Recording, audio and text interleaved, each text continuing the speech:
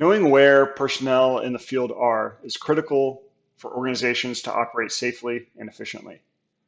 Having insight into the location of each worker enables organizations to better respond to incidents that may occur, alert and notify workers of adverse weather conditions, and even provide additional information about the patterns and trends of activities that occur to help enhance operational efficiency. A common way that organizations do this is through the use of vehicle GPS data. Most fleet vehicles likely have some type of vehicle GPS monitoring system. This data can be ingested into ArcGIS to enhance visualization and perform a variety of analytics. In this dashboard, a simulated vehicle GPS feed is being ingested to help show the real-time locations of workers out in the field. We can see the number of workers that are currently being monitored and a breakdown of those workers that are actively traveling or on site performing some type of work.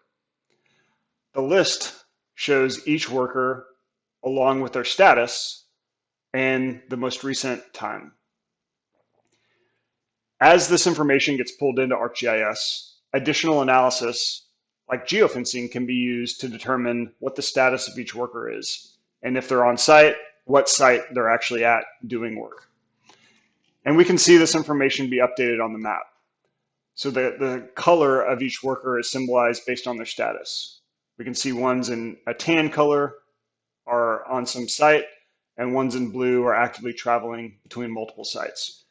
This can provide enhanced operational awareness and help us understand exactly where workers are.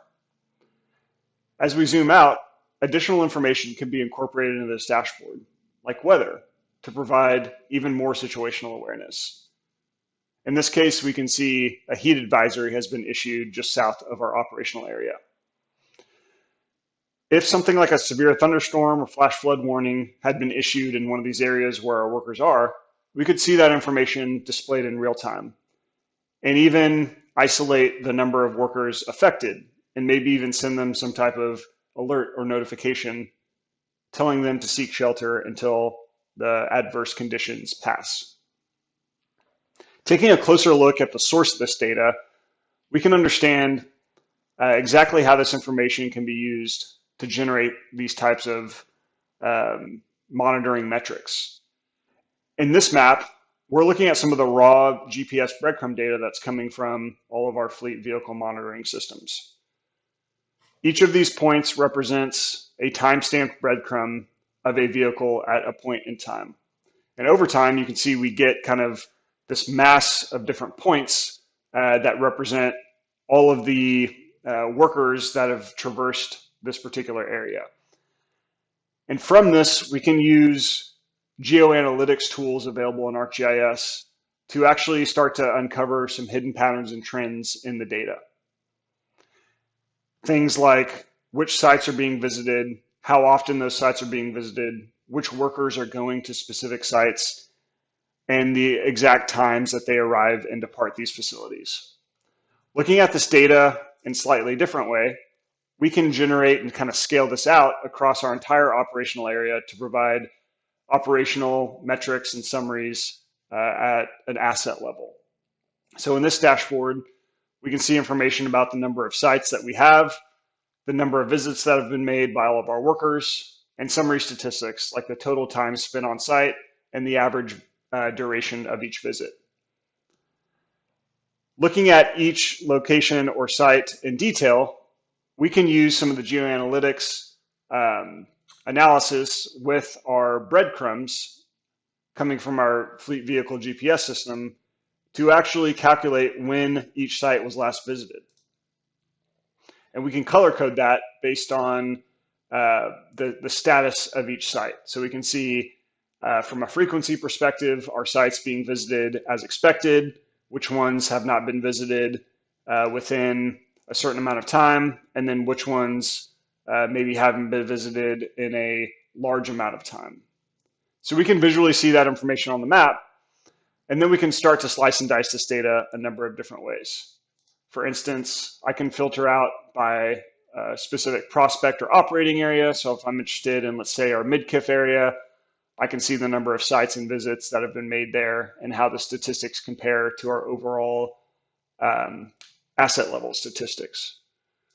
I can also come in here and search for a specific worker. So if I'm interested in all of the visits made by Angel, I can go to my visit list tab and I can see a sequence list of stops that have been made by that particular worker. I can see what site was visited, the arrival and departure time of that particular visit, and the duration compared to the expected frequency or duration of that visit based on the type of site it is. Down here at the bottom, I've got a variety of charts that give me insight into broader trends and patterns. For instance, I can come in here and see the sites that have the longest amount of time spent at them from a visit perspective.